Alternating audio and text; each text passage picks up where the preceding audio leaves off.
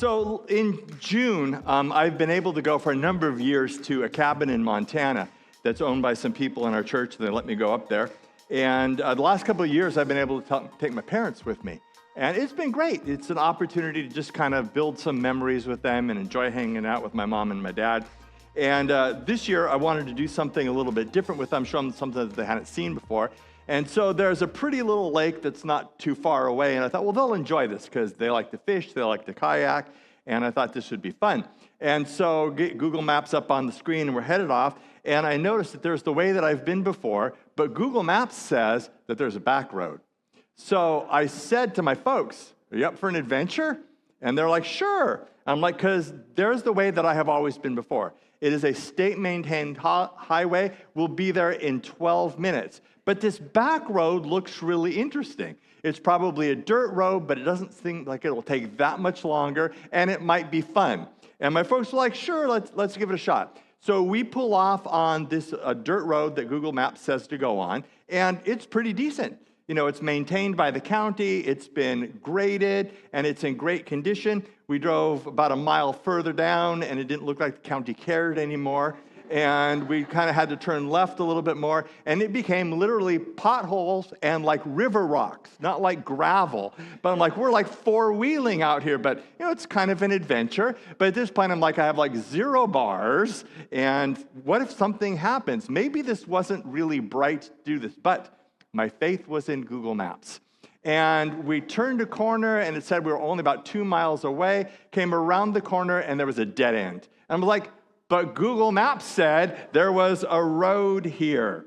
And it was like, man, if you can't trust Google Maps, what can you trust? And we were fine. We just went back the other way. We didn't have any trouble with the car, whatever, you know, and I was a little bit chastened going, okay, you should just go the way that you know will actually get there. But sometimes the stakes are a little bit higher than, hey, let's try a different way of getting this place. Like with the direction that our lives are headed. That becomes much more important that you're going in the right direction because we're all headed somewhere. And the reason I know that is because when we say about someone else, they are going nowhere or they are not on the fast track to anything, we never mean that as a compliment. So we're all headed somewhere. And the question is, where do you want to go? And how are you going to get there? And who are you going to trust to show you how to get there? Now, at core, we basically all want the same things. We all want to be loved, not just the occasional love you, man, you know, hit you in the shoulder, that type of thing. You know, we want a people that are our people. They're our people. We are their person, and we love them, and they love us. We want to belong. We all want to do something that matters. We want our lives to count for something because those are the things that we were built for. Those are the things that God created us for. And then, of course, there are all sorts of other things that come into play, sort of secondary and tertiary issues.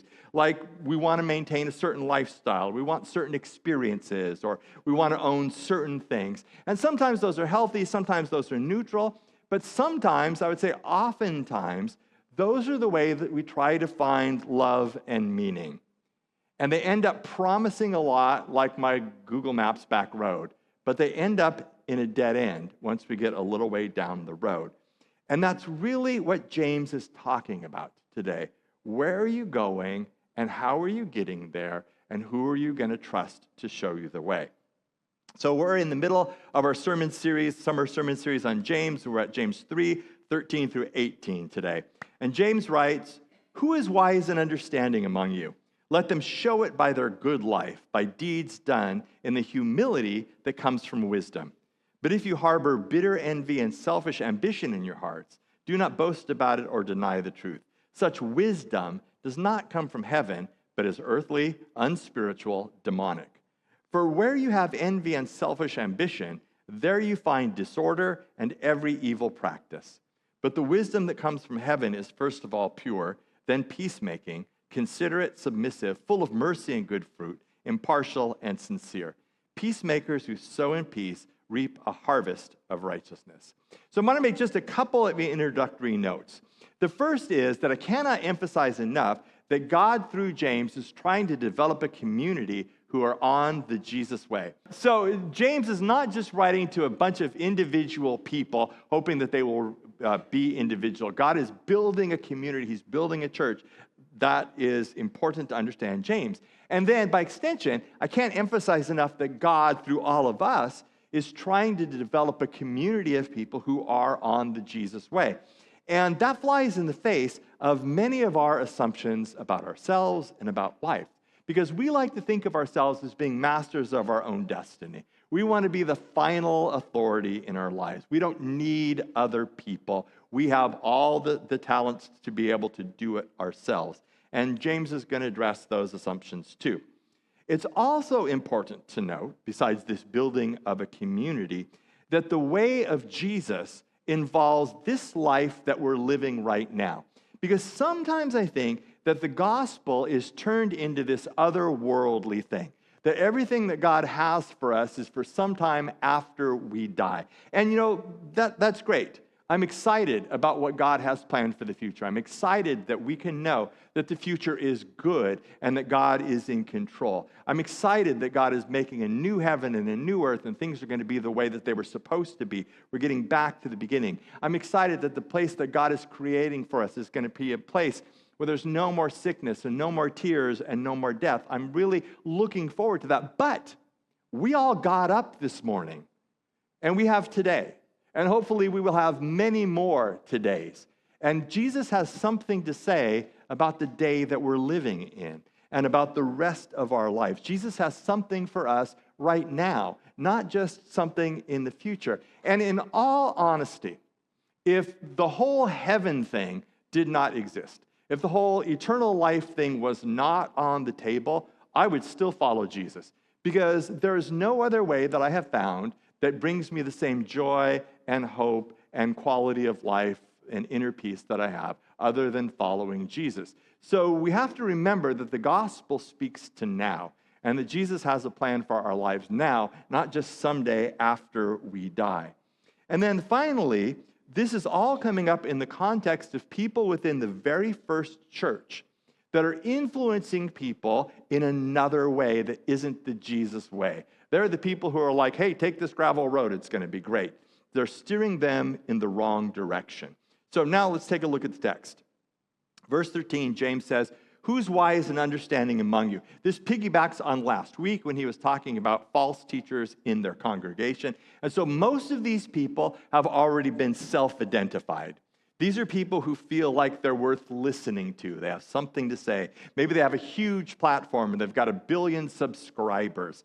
These are the people who set themselves up as being wise. These are the influencers. These are the people that everybody's checking out to see what they have to say about this thing. And then they're being influenced by that. So there's all of these teachers that have set themselves as being wise.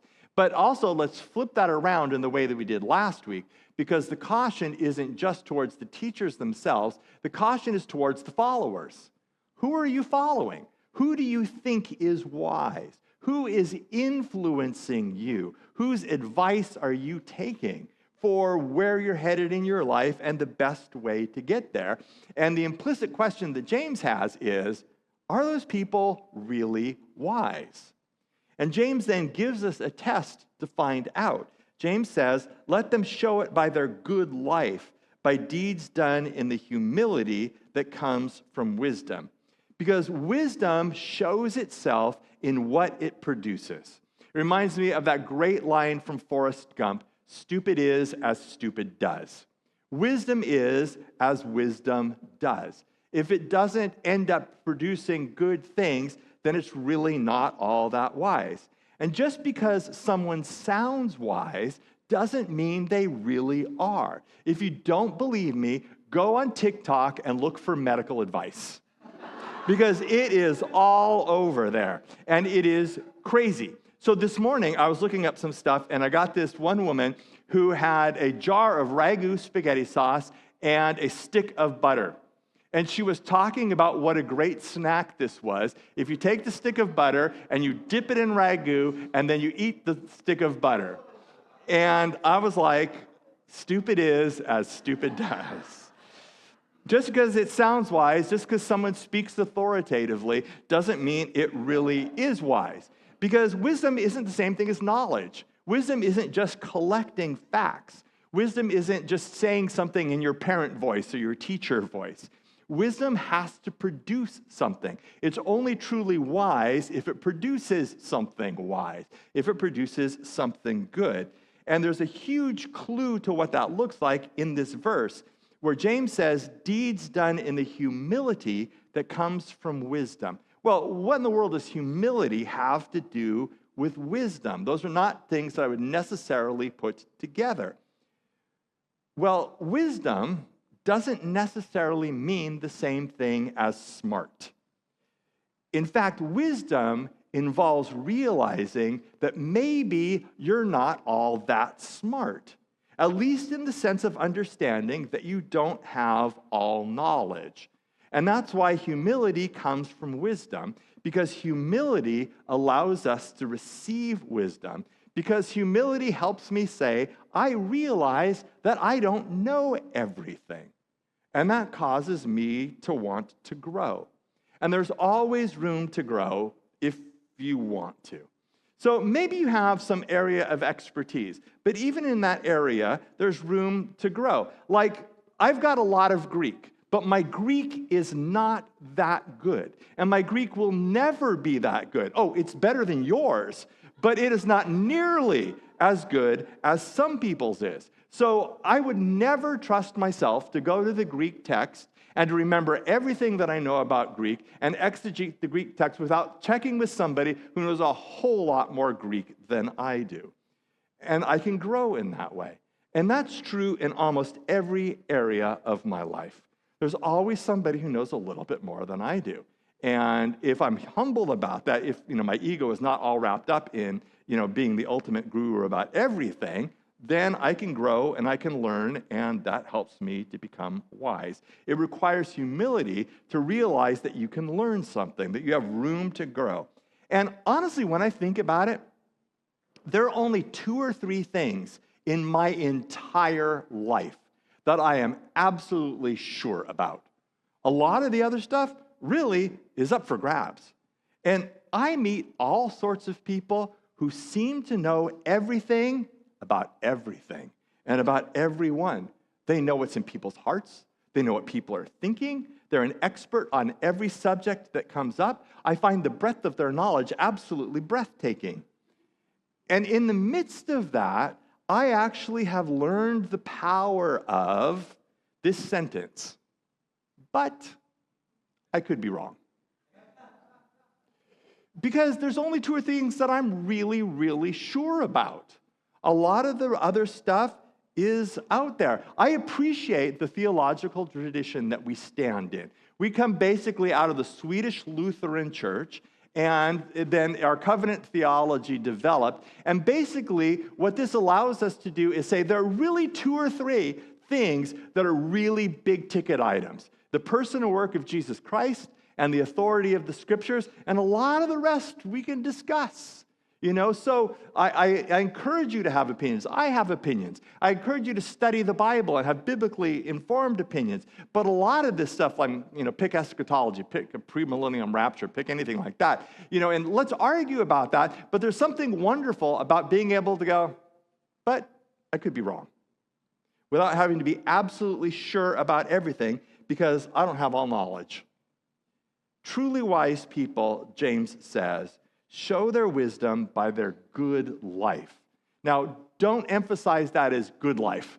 He's not talking about leading the good life in the sense that, you have got money to burn and all these experiences and perfect children. What he's talking about is living a life that is well lived. Because wisdom will show itself in righteousness. Wisdom will show itself in a life well lived. True wisdom, James says, can be characterized by being a good person. So if someone is a really horrible person, why would you follow them, even if they have good ideas? Why would you want to emulate them in any area of their life? And then we can go a step further than that, because we believe that true wisdom is found in the Jesus way. There's lots of other ways that'll take you to different places, but true wisdom is in the Jesus way when we grow in our understanding of Jesus. Paul writes in Colossians 3:3, Christ, in whom are hidden all the treasures of wisdom and knowledge. The closer we get to Jesus, the more we know about Jesus, the more we become wise. It's like Google Maps. This way will take you where you want to go for sure, but will you take it? Or are you going to look for another way to get where you think you want to go? If you want true wisdom, look to Jesus. Learn from him. Have the humility to realize that you don't have all the answers. Because if your wisdom is not producing humility, it's probably producing something else. Because James goes on to say, if you harbor bitter envy and selfish ambition in your hearts, don't boast about it or deny the truth. Such wisdom does not come down from heaven, but is earthly, unspiritual, and demonic even. For where you have envy and selfish ambition, there you find disorder and every evil practice.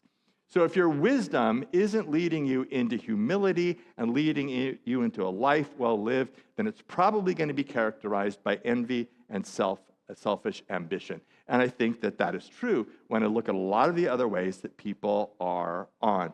Richard Foster, I think, I've looked this up so many times this week, but I swear it's Richard Foster. All I know is that it wasn't St. Augustine.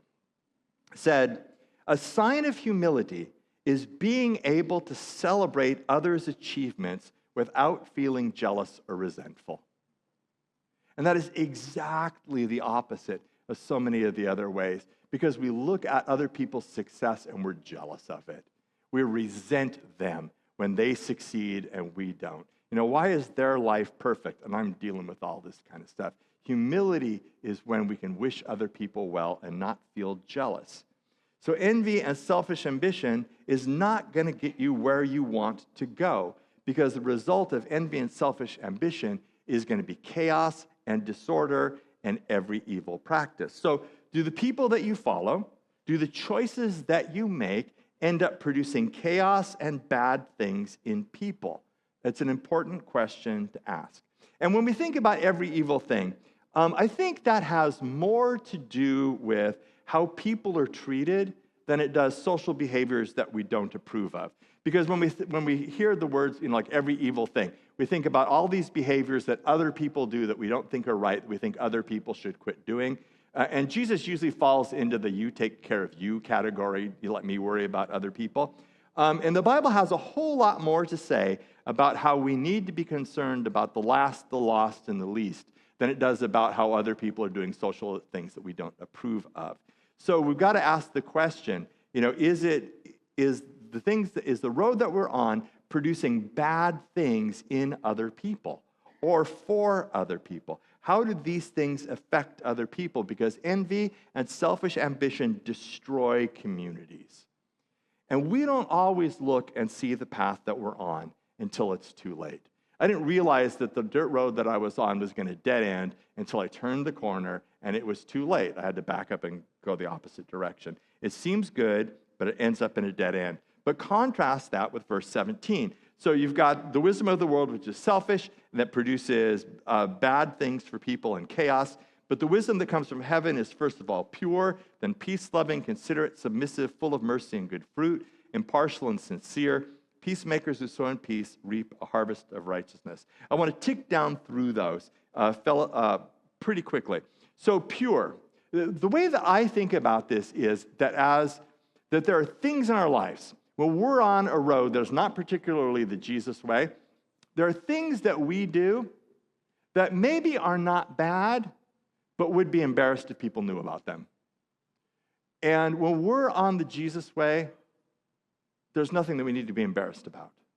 And I think that that's a wonderful thing. I love living a life that it doesn't matter what happens when the phone rings, because nobody's going to call and say, I just found out about this thing that you did or that you used to do. So it's pure in the sense that you never have to worry about being embarrassed if people knew what you were doing. It's peace-loving. I love the fact that James doesn't say it's peace-experiencing, because we all love to experience peace, but this really talks about our own personal motivation. We are people who love peace. And so we love peace so much that we bring it to the best of our ability every place we go. We are peace bringers because we love peace. Now, let's define peace, because most of the time we define peace as being the absence of hostility. And that's one aspect of peace. But peace, biblical peace, is so much more than that. When the Bible talks about peace, what it really means is whole. And it means whole in the sense of you have everything you need to thrive. In other words, you don't have to be anxious. You don't have to be worried. You're safe.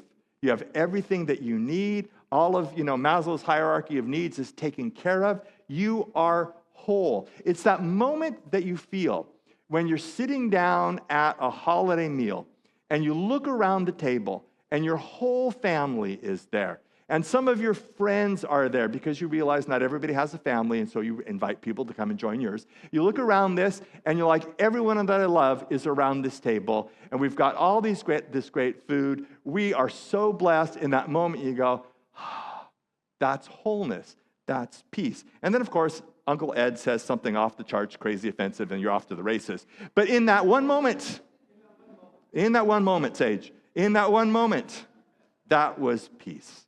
That's what biblical peace is about, this wholeness. It's not just the absence of hostility. That's not peace. Because just the absence of hostility or a false peace doesn't resolve conflict. It just drives it beneath the surface. And so instead of resolving the conflict, it comes out in passive-aggressive behavior, or it comes out in gossip. It will still be there until it is dealt with.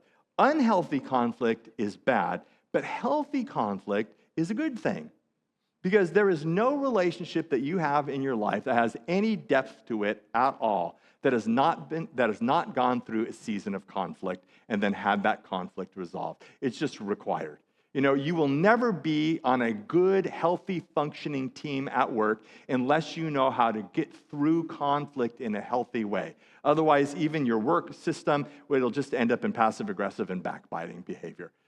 But you have to get through conflict in a healthy way, and that gets you to a different level of trust in one another and a different depth of relationship. So peace-loving in this context, I think for James and for us, means that we bring a sense of wanting to live in peace to areas that could be a disagreement or could be disagreeable. So getting back to my 2 or 3 things in our Lutheran and covenant theology, we live in peace when we agree that we're going to unite around the most important things. We're going to major on the things that we agree this is really the core issue of the Christian faith. And we're going to live at peace with each other in most of the other areas. Because honestly, your background, your baggage, your family of origin, your choices, your experiences may lead you in all sincerity with a deep love for Jesus to a different place than me. And that's okay. It's incumbent upon me to treat you with respect and love, even if I just don't see it that way. Because then I might even learn something. I have friends who are all over the political spectrum. Friends in my men's group, friends at church, just friends in general.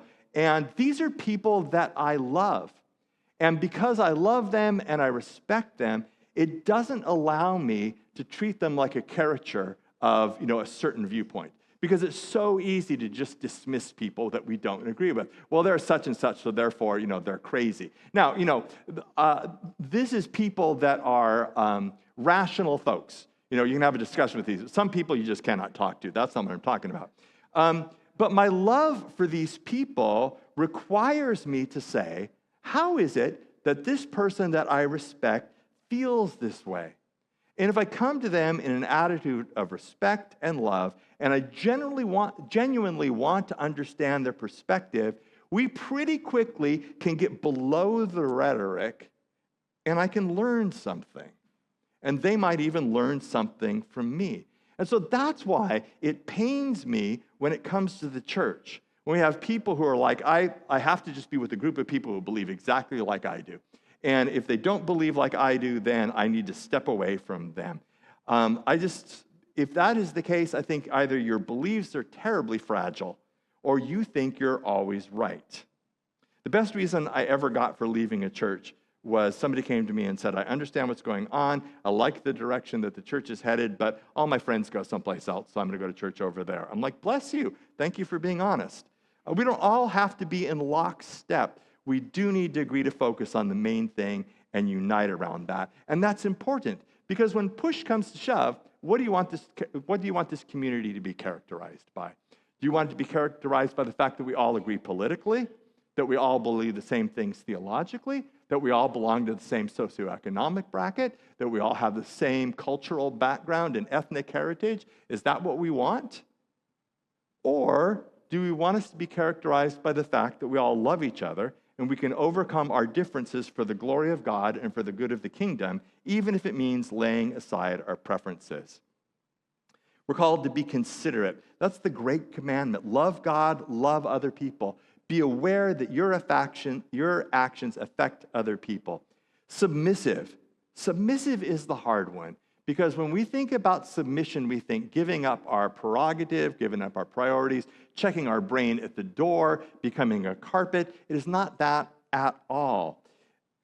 What submissive means in this sense is seeing the way that God has is the right way and being willing to go, I see this is your way, God. This is the way I really want to go because it looks more interesting. This is the way I would tend to go, but I will submit myself to going your way. So I'll submit my judgments to you. I'll submit my priorities to you. I'll submit my thoughts to you. I'll submit my actions to you. And it might involve your sexual expression. It might involve your money. It might involve the way that you treat other people. And good Lord, it might even impact the way that you vote.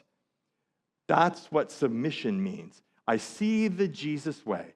It is not naturally what I would choose, but I have been down the other road, and I've gotten into the rocks and the potholes and the dead end. I'm going to trust the wisdom of Jesus. Full of mercy and good fruit. I love that mercy and good fruit are linked together because I think mercy creates room for good fruit to develop. The world is harsh and rough out there. We live in a community that Jesus is creating of mulligans and second chances. And it's when we fail that the gospel gives us a chance to try over again. And that allows us to begin to learn to develop good fruit in our lives. Mercy, grace is a fruit of the Holy Spirit. And we're called to extend that to each other. We're not supposed to be hard people. We're supposed to be merciful people. I don't know why some Christians are hard and ungracious, but let's not be like that. Impartial and sincere, we love who Jesus loves. We love the broken, and we also love the broke. We're not double-minded. We're sold out to the Jesus way. And this is important because remember, James writes in the context of the very first Christian community that's in danger of being destroyed by people who are sowing chaos and selfishness. And James is showing people that they need to take the right way, the Jesus way. And then the last line is perhaps my favorite. Peacemakers who sow in peace reap a harvest of righteousness. In other words, peace doesn't happen by accident. Wholeness is not brought about through chaos. It takes a group of people who are intentionally living the Jesus way to create a community that thrives and develops righteousness and right behavior. So let me ask you 3 questions.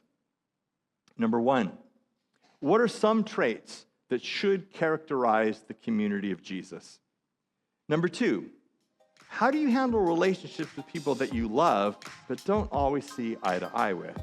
And 3, what is one area that God may be calling you to submit in?